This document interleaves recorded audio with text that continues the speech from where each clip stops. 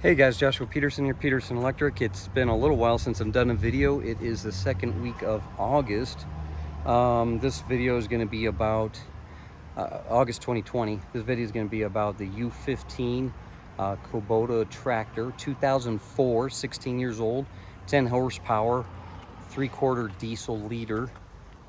Digging impact force to breaking out force is 1,550 pounds. It's a 1.75 metric ton, so it's about 3,750 pounds, almost 2 ton. Its reach is reaches across 7.5 foot, digs about 6 to 7 foot deep. Other than that, it does not have the def on it. And anyway, so this is a little tractor I picked up. It's a little muddy today from the job we've been doing.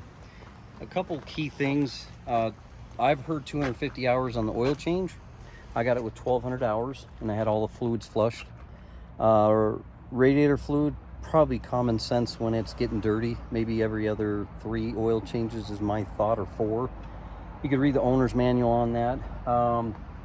There are 20 Zerk grease points on this. So just to show you, because I had a hard time with this myself, and I like to goop it like my friend taught me, so I don't get any dirt inside of it. But as you can see, you want it to overfill here. It doesn't push out as much over here because it goes opposite side. But there's 1, 2, 3, 4, 5, 6, 7, 8, 9, 10. These do the tractors, the tracks, and then the center point pivot of the plate. I forget what they call that. That's 11, 12, 13. There's 14 for the auxiliary that digs sideways. There's 15. 16, 17,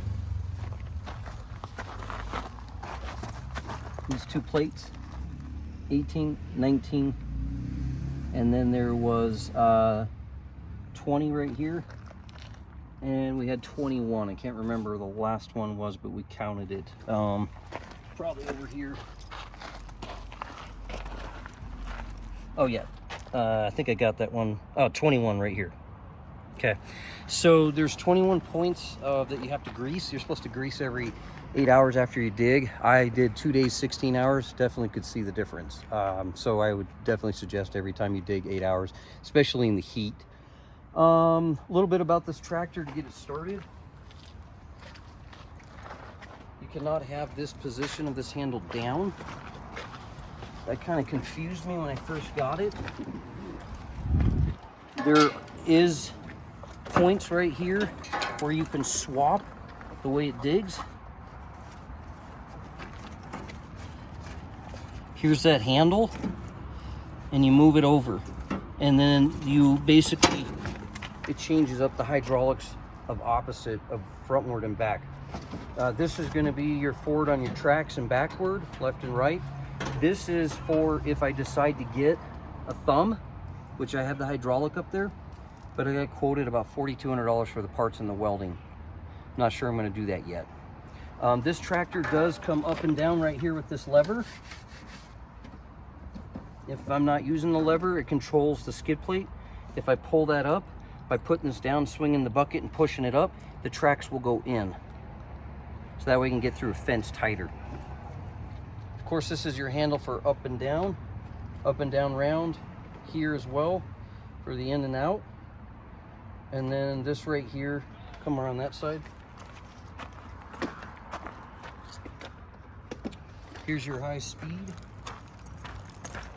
This is going to be your gas for your diesel. This is your high speed and low. This is speed when you drive, the green button right here. Here's your horn. And then this is your hours and your gas. If you're worried about gas, you open this if this gauge is failing and it has a float. So you might want to trust that. Do not run out of gas on this, you'll be in trouble. I did accidentally tilt this. I didn't dump it completely upside down, but I tilted it at about I think I was at a 30-degree angle if it bent a piece of pipe. We did have to have a few guys help us get it out. It was this trench that fell in on us. It was just so tight to dig. But we took a big 8x8 post, not a 4x4, but an 8x8, and we wedged it like right in the tractor between here and the frame. And 2 guys pulled and the other 6 of us pushed, and we were able to get it up, slide a pallet underneath. So it's not terribly too heavy if you have an issue. But even though I went sideways, I did not get any oil or any gasoline or oil in the air filter. If you do, you'll lose power and you could wreck the engine, so you got to check that. The air filter's right back here, and so is the oil filter. So other than that, that's a little bit more about the Kubota. It's a great little tractor, especially if you get it for a good price. I got it used from a place going out of business, and it sat for mostly 14 years. I only had 1,200 hours, so that's like 80 hours a year. Sorry about that. Every time I do videos, it's always a hot rod. It is a hot rod city, Loveland.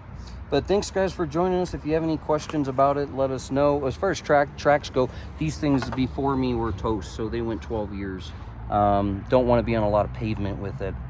But yeah, great little tractor. It's my third trench I've done. I'll do a video about this next trench. Thanks.